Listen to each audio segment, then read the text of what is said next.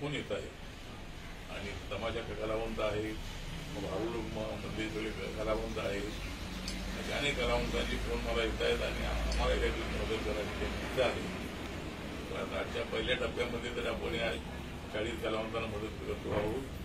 तर या ठिकाणी आपल्या वतीनं आपला 1 महिना जो पगार आहे या पगारातून 40 कलावंतांना 5,000 रुपये देत आहोत.